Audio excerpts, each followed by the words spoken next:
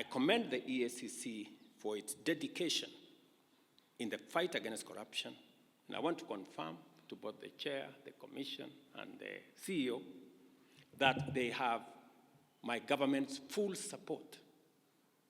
And we commend you for what you have achieved. We know there are challenges, budgetary challenges, but the one item that I insisted that should not face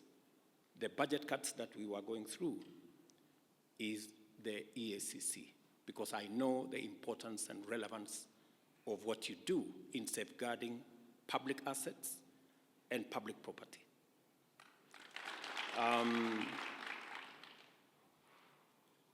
On a positive side,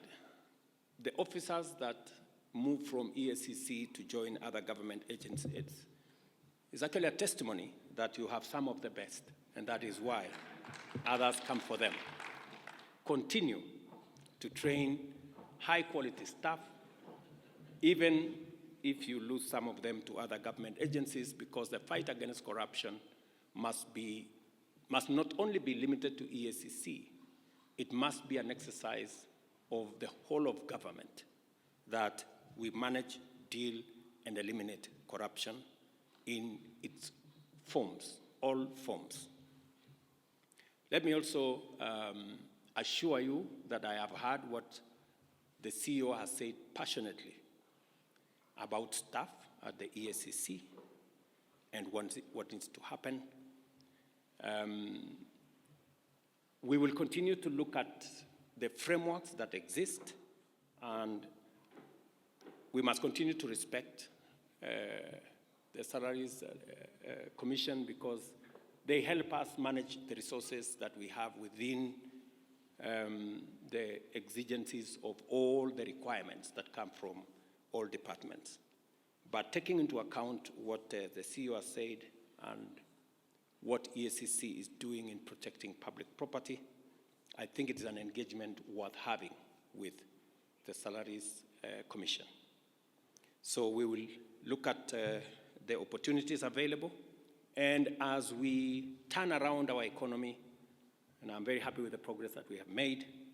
we should be able to make additional resources available for Eacc to continue the good job that they are doing. I also want to state categorically that the other measures that we have proposed, from the Evidence Act to Witness Protection Act to Public Procurement Act, these are time-bound, and I want to ask the Office of the Attorney General to expedite these pieces of legislation so that we can strengthen our legal framework in the fight against corruption and protect public property. I am a great believer in building these institutions and allowing the institutions to execute their mandate. The chairman here will tell you, who was my pastor before he retired, that I have never called him to tell him anything about what he is supposed to do with the corrupt, because I am a great believer that institutions should deal with their issues and manage the mandate that they have and deal with any matter, anybody, every person in the manner in which the law provides. Because at the bottom of the line is that we are a country of the rule of law, and each and every one of us must subject themselves to the rule of law. Otherwise, if we have different rules for different people,